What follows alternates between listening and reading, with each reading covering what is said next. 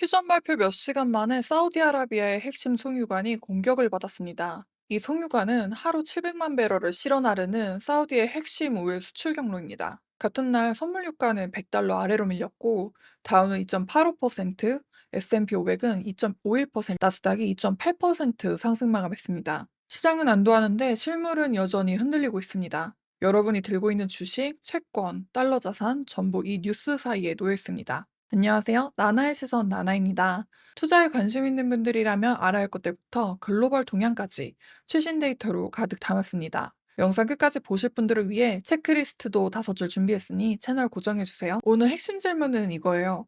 휴전했는데 왜 송유관이 공격을 받았고 연준은 왜 금리 인상까지 논의했을까요? 사우디 송유관 피격부터 연준 의사록 충격, 유가 속 정제품 부족, 한국 정부의 선박 26척 조기 통과 추진, 그리고 반도체 급등의 의미까지 순서대로 가보겠습니다.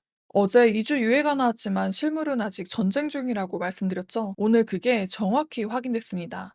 휴전 합의가 나온 지 불과 몇 시간 만에 사우디아라비아의 이스트 웨스트 파이프라인이 드론 공격을 받았습니다. 이 송유관은 걸프 쪽 항구가 막힌 뒤 사우디가 홍해 쪽 양부항으로 원유를 우회시키던 핵심 대체 수출 경로였습니다. 하루 약 700만 배럴이 지나가는 곳이거든요. 다행히 피해는 적었고 파이프라인 가동과 양부 수출에 무리가 없는 것으로 확인되었습니다. 하지만 휴전 직후에도 이런 공격이 가능하다는 사실 자체가 문제입니다. 이 채널에서 호르무즈를 막는 것에서 끝나지 않고 이란과 사우디가 서로의 석유화학 시설을 직접 때리는 단계로 넘어갔다고 짚었었는데, 오늘은 그 단계가 한 단계 더 올라간 겁니다. 공세에서 시설 공격으로 이제 수출 경로 자체를 타격하는 구간에 들어섰습니다. 동시에 트럼프는 미국이 호르무즈의 선박 적체 해소를 돕겠다고 밝혔는데요. 걸프 지역에 있는 약 200척의 유조선에 1억 3천만 배럴의 원유와 4,600만 배럴의 정제 연료가 묶여 있습니다. 세계 원유 해상 수송의 약 20%가 이 해협을 지나갑니다. 그런데 주요 선사들은 휴전 발표 뒤에도 통항 조건이 명확해질 때까지 움직이지 않겠다는 입장입니다. 허가 없이는 여전히 지나갈 수 없습니다. 이거 하나만 기억하세요. 휴전 발표 하루 만에 송유관이 피격됐다는 건 시장을 보는 안도와 실물이 겪는 위험이 아직 다른 속도로 움직이고 있다는 겁니다. 주가는 반등했어도 에너지 인프라에 대한 위협은 사라지지 않았어요. 그럼 이란은 지금 어떤 태도를 보이고 있을까요? 협상에는 나서되 신뢰하지 않겠다고 공개적으로 말했습니다. 유엔 주재 이란 대사는 미국과의 평화 협상에 과거보다 훨씬 더 신중하게 접근하겠다고 밝혔습니다. 이유는 명확합니다. 깊은 신뢰 부족이라고 직접 말했거든요. 더 나아가 이번 전쟁이 향후 호르무즈 해협의 법적 체제 자체를 바꿀 수 있다고까지 했습니다.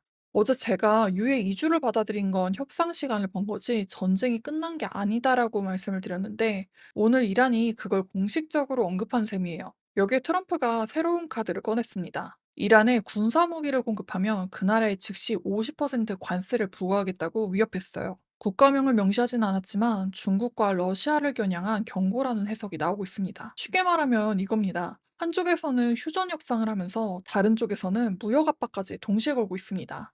지정학 할인이 완전히 사라졌다고 보기 어려운 이유예요. 그러면 금융시장은 이 상황을 어떻게 소화했을까요? 연준 의사록에서 예상 못한 내용이 나왔습니다. 이 파트는 꼭 집중해서 들으셔야 합니다. 제가 이 채널에서 계속 말씀드리는 게 있죠. 기름값이 올라가면 물가가 오르고, 물가가 오르면 금리가 못 내려오고, 금리가 못 내려오면 성장주가 눌린다고요. 오늘 이 연결고리가 한 단계 더 올라갔습니다. 3월 연방공개시장위원회 FOMC 의사록이 공개됐는데요. 연준 내부에서 금리 인하만 논의한 게 아니라 인플레이션이 목표 위에 오래 머물 경우 금리 인상 가능성까지 열어둘 수 있다는 논의가 나왔습니다. 중동 전쟁으로 유가가 오르면서 물가 기대까지 자극할 수 있다는 우려가 핵심 배경이었어요. 기준금리는 3.75%로 동결된 상태입니다. 연준은 쉽게 움직일 수 없다고 말씀드렸는데, 오늘 의사록은 거기서 더 나아간 거예요. 움직이지 못한다가 아니라 올릴 수도 있다까지 논의가 넓어진 겁니다. 같은 날 샌프란시스코 연은 총재도 발언했어요. 미국 소비와 투자, 노동시장은 아직 괜찮다고 했지만 전쟁이 경제에 미칠 최종 영향은 아직 판단하기 이르다며 선을 그었습니다. 채권 시장도 같은 이야기를 하고 있어요. 전 세계 국채 지수가 3월에 3% 넘게 빠졌고, 미국 10년물은 4.23%, 2년물은 3.65%입니다. 선물 시장에서 올해 금리 인하 가능성은 한 번, 그것도 50% 남짓만 반영돼 있습니다. 유가가 하루 내려왔다고 채권이 전쟁 이전으로 돌아가기는 어렵다는 분석입니다. 성장주를 들고 기다리시는 분들한테는 이 구간이 제일 힘드실 겁니다. 금리 인하의 방향이 안 보이면 주가가 올라갈 수 있는 자리도 그만큼 낮아집니다. 어제 말씀드린 사모신용 1조 8천억 달러 리스크도 여전히 살아있고요. 금리가 높은 상태로 유지되면 이 시장에 스트레스가 오고 그게 주식시장까지 번질 수 있다는 걸 계속 말씀드리고 있죠. 어제 백악관은 AI가 생산성을 올려서 금리를 내릴 수 있다고 했는데 오늘 의사록은 올릴 수도 있다까지 열어둔 겁니다. 시장과 정부가 보는 방향이 이렇게나 갈라져 있다는 점도 체크하셔야 합니다. 그러면 실물 에너지 상황은 어떨까요? 여기에도 두 개의 얼굴이 있었습니다. 미국 에너지정보청 주간 보고서가 나왔습니다. 원유 재고는 310만 배럴 늘어서 4억 6,470만 배럴, 거의 3년 만에 최고치입니다. 그런데 휘발유는 160만 배럴이 줄었고 정제유는 310만 배럴 줄었습니다. 쉽게 말하면 원유 원재료는 쌓이고 있는데 우리가 실제로 쓰는 휘발유와 경유는 부족하다는 겁니다. 선물 유가가 내려왔다고 해서 주유소 가격이나 항공유 가격이 바로 내려오는 건 아니에요. 정제 과정에서 병목이 남아있는 겁니다. 이걸 바로 보여준 기업이 델타 항공입니다. 이번 분기 연료비가 20억 달러 넘게 추가된다며 좌석 공급 증가를 전면 중단했어요. 전쟁 전에는 갤런당 2달러 50센트였던 항공유가 지금은 4달러 81센트입니다. 거의 2배 오른 거죠. 그런데도 주가는 6% 올랐는데요. 시장은 비용 충격 자체보다 감산하고 가격을 전가하는 대응을 더 높게 평가한 겁니다. 한국 정부도 움직였는데요. 정부는 2주 휴전창을 활용해서 호르무즈에 체류 중인 한국 선박 26척의 조기 통과를 추진하겠다고 밝혔습니다. 운항 자제 권고는 유지하면서 선사협의와 외교 채널을 동시에 가동하고 있습니다. 내일 한국은행 금리 발표가 있습니다. 기준금리 2.5%의 동결을 예상하고 있는데요. 한국은 원유의 약 70%를 걸프에서 수입하고 전쟁 이후 원화가 약 4% 약세를 보였기 때문에 금리를 내리고 싶어도 환율과 물가 때문에 내릴 수 없는 상황에 놓여 있습니다. 일본도 상황은 비슷한데요. 일본 총리가 이란 대통령에게 직접 25분간 전화해서 호르무즈 선박 안전을 요구했어요. 일본은 원유의 90%를 중동에 의존하고 있어서 에너지 안보가 곧 외교 의제가 된 겁니다. 자, 여기까지가 실물에서 벌어지는 일이었습니다. 그런데 증시에서는 완전히 다른 일이 벌어졌는데요. 어제 말씀드린 삼성전자 57조 어닝 서프라이즈가 시장에서 본격적으로 반영되는 모습을 보였죠. SK 하이닉스가 장중 15%까지 급등했고, 종가도 약 13%에서 마감했어요. 삼성전자는 7% 넘게 상승했고요. 코스피 전체가 약 7% 반등했는데 그 중심에는 반도체가 있었습니다. 다만 같은 날 신한은행이 삼성전자 1,500만 주, 약 3조 원 규모의 블록딜을 내놨습니다. 이건 삼성창업과 유족이 상속세 납부를 위해서 매각하는 거예요. 급등한 날 대량 매도가 나온 건 사실이지만 펀더멘탈에 대한 비관이 아니라 세금 목적이라는 점은 구분하셔야 합니다. 그래도 단기 수급 부담은 남아있겠죠?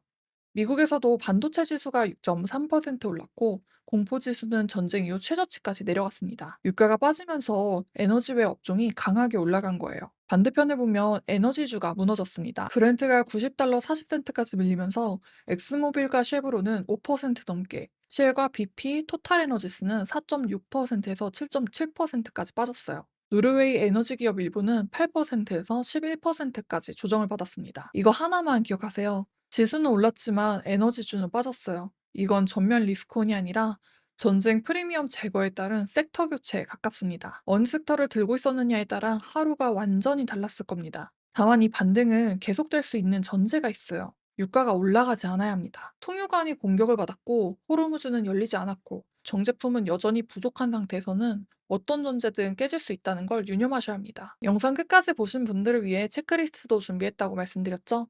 이번 주 이 5개를 보세요. 첫 번째, 사우디 송유관 피해 규모를 보세요. 하루 700만 배럴이 지나가는 경로가 공격을 받은 겁니다. 피해가 크면 유가는 다시 올라가고 어제 안도랠리가 되돌려질 수 있어요. 두 번째, 금요일 이슬람마바드 협상을 보세요. 이란이 실제로 영구 종전을 향한 구체적 논의에 들어가는지가 중요합니다.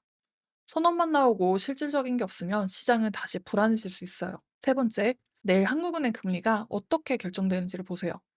동결이 예상되지만 총재 발언에서 환율과 물가에 대한 돈이 매우 중요합니다. 원화 약세에 대한 우려가 커지면 금리 인하 기대는 더 멀어져요. 네 번째, 한국 선박 26척이 실제로 움직이는지를 보세요. 정부가 조기 통과를 추진한다고 했지만 실제 이동이 시작돼야 실물이 안정됩니다. 발표와 실행은 다릅니다. 다섯 번째, 반도체 강세가 하루짜리인지 이익 추정 상향의 시작인지를 보세요. 삼성 하이닉스가 어제 동반 급등한 건 강한 신호이지만 장비, 소재, 공정으로 거래 대금이 퍼지지 않으면 초기 과열일 수 있어요. 오늘의 핵심은 이거예요. 휴전 뒤 시장은 안도했지만 같은 날 사우디 송유관이 비격됐고 연준은 금리 인상까지 논의했습니다. 원유는 쌓이는데 정제품은 부족하고 한국은 환율과 에너지 조달을 동시에 방어하고 있어요. 그 와중에 반도체는 강했습니다. 전부 무너지는 장은 아니지만 어디가 실물 추격에 취약하고 어디가 이익으로 버틸 수 있는지를 가려내는 장입니다. 그 안목을 저와 함께 키우시길 바라면서 마무리하겠습니다. 오늘은 여기까지 시장을 살펴봤고요. 양질의 데이터를 제공해 드릴 수 있도록 구독, 좋아요, 알림 설정 부탁드릴게요. 여러분의 클릭이 저에게는 많은 힘이 됩니다. 내일도 꽉 찬 데이터로 찾아뵙겠습니다. 감사합니다.